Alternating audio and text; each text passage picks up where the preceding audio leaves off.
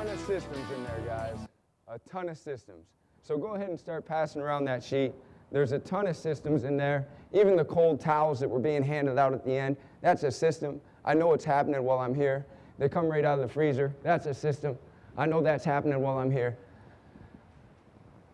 So we all know that we're starting out against the odds, right? It's a small business venture. We're starting out against the odds. According to the SBA, 400,000 small businesses fail per year. According to a recent study by Results Fitness, 16 out of 17 gyms fail per year. So the question that you got to ask yourself is, how are you going to beat the odds? So this is what I'd like you guys to do real quick. I'd like you to take 15 seconds. 15 seconds, that's all we need. Just 15 seconds. Get your pens in your hand.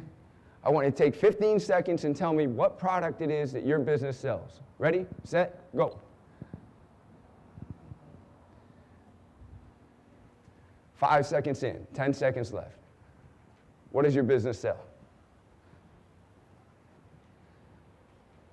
3, 2, 1, and done. All right. Now, before we answer that, okay, you got your answers on your paper. What product is it that McDonald's sells? Somebody answer. Hamburgers. Thanks for being the first one to answer. Duncan, here's a shirt. All right. Anybody else? Have it your way. Have it your way. That's an answer. There you go. Smiles. That's an answer. Oh, Smiles. There you go. All right. So, 3 answers. Thank you guys for answering. Now, anybody else, as far as what does your business sell? What does your business sell? Fitness. Okay. Passion. Customer service. Experience. Motivation. These are all good answers. These are all good answers. And I'm going to show you how our business and McDonald's are connected right now. You know, the popular answer for what McDonald's sells was hamburgers, right? Who in here can make a better burger than McDonald's? I can't. I don't even do the cooking in my house. I can make a better burger than McDonald's. Okay, so why is it then that McDonald's is selling burgers in 5,000 places and doing it when we can make it better? I'll tell you what my business sells. At Journey Fitness, we sell rapid weight loss through group personal training and nutritional counseling, where every trainer knows your name, any limitations that you have, and the goal that you're working on at all times. What McDonald's sells is their business. They sell all beef patty, special sauce, lettuce, cheese, pickles, onions on a sesame seed bun in 90 seconds or less, right? So you don't come there for the best burger, you come there for a burger in 90 seconds or less. And that's a system. So they buy the business. Richard Branson, we all know Richard Branson, right? Raise your hand if you know Richard Branson. Okay, founder of Virgin, great entrepreneur. He says, the best time to get into a new business is when it's being poorly run by other people. Excluding the people in this room, can we all admit that fitness has been largely run poorly for a number of years, right? People have been coming in for a number of years, and we've been selling memberships on the pay-and-go-away plan, right? I mean, that's what big box gyms do. I want results, I want motivation, I want accountability. Okay, great, here's a membership. Don't know your name, don't know anything about you. I know you won't be coming in 2 weeks. Thanks for signing up, right? So that opened the door. That opened the door for all you guys to be sitting here today, because now you can charge more, but you have an opportunity. Because this business has been so poorly run by other people, you have an opportunity to step in there and say, I'm going to give you the results, I'm going to give you the accountability, I'm going to give you the motivation, and I'm going to tell you what it's worth. I'm going to tell you what it costs. So the thing to remember here is that to be successful in business, it's no longer enough to be a great trainer. To be successful in business, you have to become a great entrepreneur. This is one that you might want to write down with your soul searching. If all I want to be is a great trainer, then you should probably work for someone else. And there's nothing wrong with that. There's nothing wrong with that. If I didn't want to own my own business, I'd be applying at the next Todd Durkin internship, you know? I mean, because there's value in just being a trainer for somebody, but that might be part of the problem, right? We just want to be the great trainer, but we don't want to create any systems, and then what happens? We're here worried about whether our business is still being run the way that we would like it to be run. So let's think about mature companies, like, people that have built empires. Disney, FedEx, McDonald's, places like that. What do they have in common? Go ahead, raise your hand, go ahead. Anybody, what do they got in common? Systems. There it is. One answer. Now, nobody goes into McDonald's and says, hey, is Ray Kroc here? Oh, Ray's not here? Okay, I'm out of here, right? But does that happen in your place? Does it happen in your place, Diane? Does it happen if Diane's not there, that they don't want to train with anybody but Diane? The answer is probably an operations manual, and people coming aboard, learning your system so well that they're a monkey too, right? / monkeys, right? How do I become a monkey? Well, first the monkeys took time to write it down. Then they taught somebody else how to be a monkey. All right, so here's the questions that we got to ask ourselves. How can I get my business to run without my constant interference? How can I get my business to work without me? How can I systematize my business in such a way that, like McDonald's, the 5,000th location runs just the same as the first? And here's one for you. Here's a real challenge for you. Think about this one. How can I create my business so I can spend time doing the work I love to do instead of the work I have to do? Are there any sessions right now that you'd like to give up and give to someone else? Or would you like to be able to be sick or take a vacation without worrying about your business falling apart? That's all about systems. So, let's talk about systems a little bit more. We're all understanding that franchises, operations manuals, that's where it's at. Let's look at the difference in success. 75% success rate in franchises, 80% failure rate in independent businesses. That's major. So what's the secret? The secret's the prototype. The secret is that the people come in and run the systems, and the systems run the business. Here's one for you, and it's an acronym. All right, you're going to want to remember this after today. SYSTEM stands for Save Yourself Time, Energy, and Money. Bottom line is this. Some of you may be thinking, well, I don't want to have 5,000 McDonald's locations. Chris, do you want to have 5,000 locations? Okay, you might not want to have 5,000 locations, but the first one better be such a great prototype, better have so many systems built in that there could be 5,000 just like it if you want to have success in just one. So what are some of the questions that a place like McDonald's, a guy like Ray Kroc, had to ask himself when he said, well, now I got to start writing down every detail because I do want to have 5,000 locations and I do want to be successful. Ray Kroc knew that it was all in the details. He knew no French fry could be left in the bin for longer than 7 minutes or they become soggy. He knew that no burger could be left on the warming tray for longer than 15 minutes in order for it to maintain its proper moisture. He knew the frozen meat patties all had to be the same size and weight. Pickles were placed by hand in the same spot to keep them from sliding off onto the customer's lap. Food served in 90 seconds or less, because we've all agreed, right? That's what we came to buy. It wasn't the best burger. And cleanliness. Todd talked about this earlier. Cleanliness enforced to the most seemingly trivial detail. Okay, none of us are ready to start a burger stand, so what are our questions? Here they are. Here they are. Start thinking about them. Start thinking about them. What is your mission? What is your why? Simon Sinek, what is your why? What do you stand for? What are your core values? Who is your customer? How big is your facility? What equipment do you have? How will that equipment be used? How will people be hired? Todd talked a lot about hiring systems. You guys would be smart to adopt maybe his hiring systems. What system do you have for your marketing or systems? How will your phone be answered? Do you have a phone script? What does your place smell like? What does your team dress like? What color are your walls? How will you have your place stay clean? And here's one for you. What scripted response do you have for the customer that calls up and only wants the price? Anybody ever have those phone calls?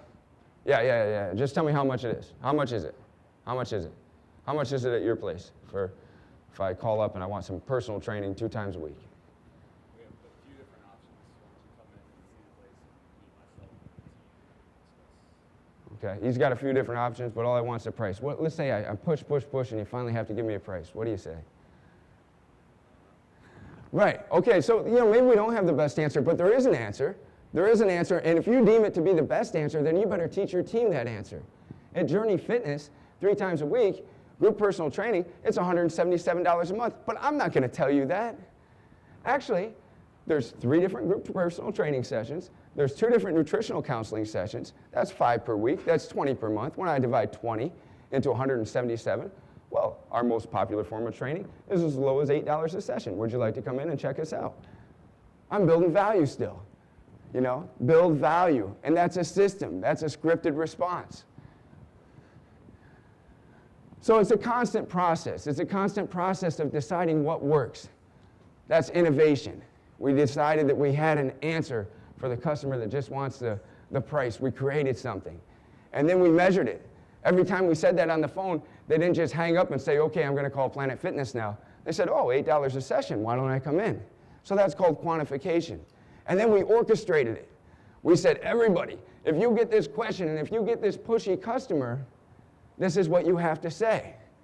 That was orchestration. Okay? Here's another example of orchestration. Anybody want to tell me how they answer the phone at their place? Anybody? There you go. John. Okay, that's good, right? He announces the place, he announces who he is, he sounds enthusiastic. What if John added to that, and who am I speaking with? If he added to that, he automatically gets the customer's name. Okay? And now you're excited, right? Because they heard about this place that you're excited about, you're proud of it. So how about the next step? How did you hear about us? Now we got a referral source. Does it make sense where we're spending our money? Okay, because we start learning that. And then we offer that free fitness consultation, so we need to send them a confirmation. And so we ask them for their email so that we can send them that confirmation of their appointment. And then how about a phone call in case I have any problem with the email? So what did I just do? In a single phone script that I can now orchestrate for everybody to use, I collected a lot of valuable information. I got name, I got email, I got phone number, got all kinds of things going on in that phone script. That phone script is free. That's yours. It's in your manual. You guys might want to use it. There's even a $10,000 question in there, a $100,000 question in there, depending on how many times you ask it. And that is there anybody that you'd like to bring with you? How about that? People like to train in groups nowadays. Why not ask them to bring somebody with them? If they say 1 out of 10 times, if they say, 10 times out of 100, yes, you're asking a good question. So here's a point on orchestration. Some of you are thinking right now, oh, man, if I give people scripts, I don't want to treat my people like robots, right? I don't want them to be robots. It's not a robotic process. Anybody that comes to work at your place should be experiencing the thrill of apprenticeship. I like what Greg has done in his business so well that I want to learn to be like Greg. I want to learn his systems. So you're just telling the system, this is how we answer the phone. This is how we train people. This is how we freeze our towels and hand them out at the end. Whatever the case may be. So it's the thrill of apprenticeship. And when a person is on the team long enough that they can add value, it's okay if they say, hey, guys, I don't think that we're doing it the best way. Here's another way. If they say that, you should welcome it. But here's another point. Here's another point. Think about this for a second. If that person that decides that they disagree with the way things are being done does not gain the popular vote, if that person does not gain the deciding vote, if they don't change the system, then they still have to support how the team does it. You got to watch out for these people that decide that they want to still have the discretion to do it their way because they think their way is better. Here's one for you. Here's a quote, Michael Gerber quote, I believe. Discretion is the enemy of orchestration. Discretion is the enemy of orchestration, okay? Each person having their own way to do it, you'll never have a systemized business. So here's the take home. The take home is this. It's never over.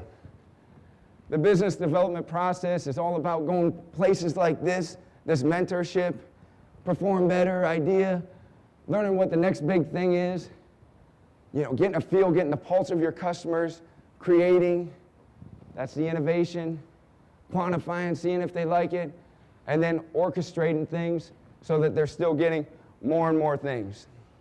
Our mentor, Todd Durkin, he taught me this. He said, who we are is a gift.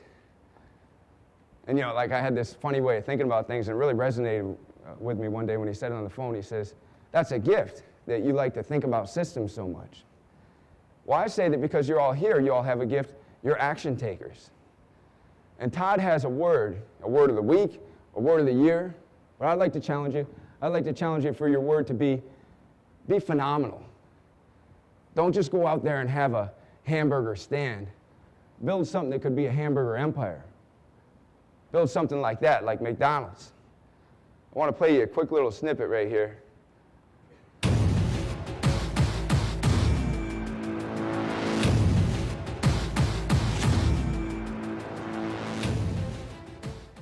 I got a simple question for you. Here's the question. Do you believe that one day you're not going to live in the world that was given to you? That's right, but you are going to actually live in the world that you dream of.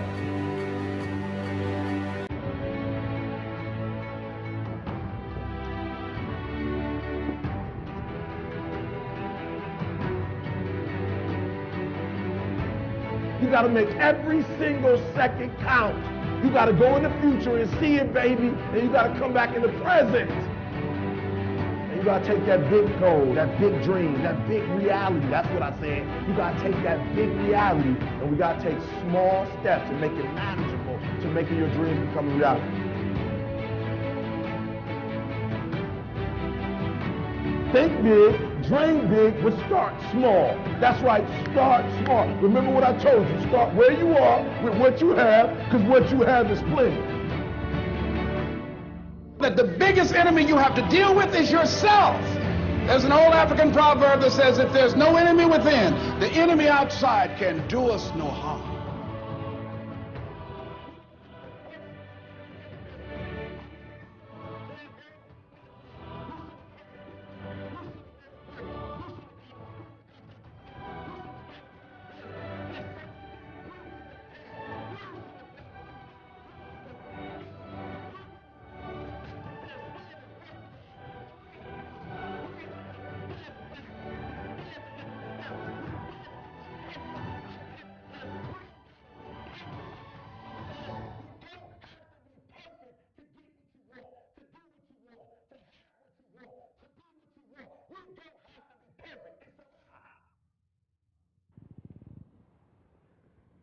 There it is, guys.